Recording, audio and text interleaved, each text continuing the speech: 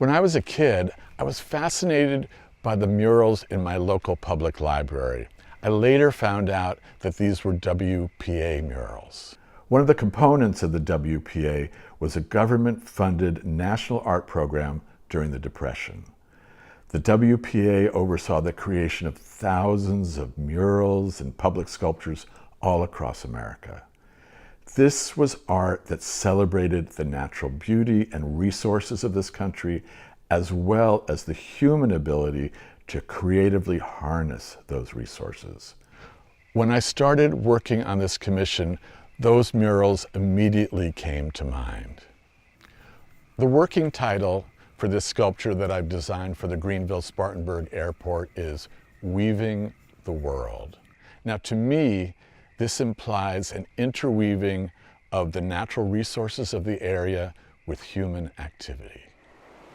The people of this region have been able to take the natural energy of water and with creativity and skill, literally woven that energy into cloth and community.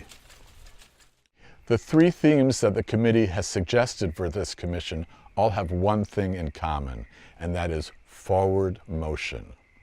That's why, for me, it was very important to make movement a major part of this sculpture. But the movement in my sculpture is very gentle and unpredictable. So we're creating a moving mural. Weaving the World is composed of 4 elements. First, there is the back wall, which is stationary and attached to the airport wall. The next 2 layers consist of different types of moving elements. In front of the moving elements hangs a thin aluminum frame. Right now, we are looking at just the back wall so that you will be able to see how each of the themes transition from one to another. The back wall of the entire sculpture is made of aluminum printed panels using the dye sublimation process. This process is guaranteed to last for over 60 years. You should have a sample of that, and it has water imagery on it. The sculpture is composed of 3 different sections. The section on the left depicts water.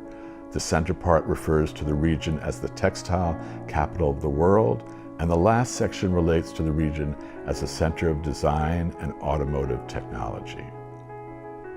In the 19th century, the 7 rivers of this region attracted people and industry. The first third of the mural depicts images of water. Hanging in front of the back wall are hundreds of rotating spindle shapes. All these spindle shapes will rotate slowly on their vertical axes. They're propelled just by the ambient air currents. The elements do not touch each other or make a sound. 3/4 of them are made of anodized aluminum, and 1/4 of the spindles are dichroic acrylic. You should have samples of both of those materials. The anodized aluminum elements echo the colors of the back wall so that as they turn, the water appears to be in motion. As the dichroic pieces rotate, their colors will shift from blues to greens and purples and will give off sparkles of light like sun on water.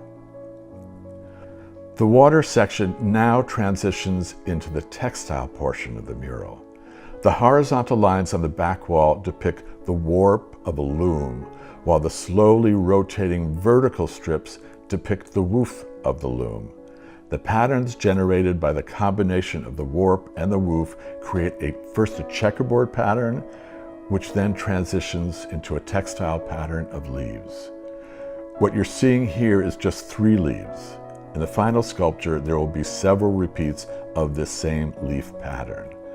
The pairing of the imagery on the back wall and the moving vertical elements will give the viewer a sense of a loom in motion. The last section of the mural is about mobility, specifically automotive mobility.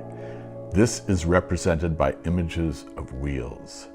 Specific to this section, I have added stationary, translucent, acrylic circular panels in front of the moving elements that echo the wheels on the back wall. By placing the moving horizontal bands between these front acrylic panels and the wheels on the back wall, the viewer will have a sense that the wheels are in motion. The horizontal moving elements are printed on double-sided aluminum, which you have a sample of. Let's face it, after a flight, you're often tired and in a state of limbo. That's why it was very important for me to make the colors in this piece vibrant so that the baggage claim experience could be enjoyable. Because of the always changing movements of the sculpture, the patterns made by the elements will never appear the same twice. Every viewer, no matter how many times they come to the airport, will have a unique and engaging experience.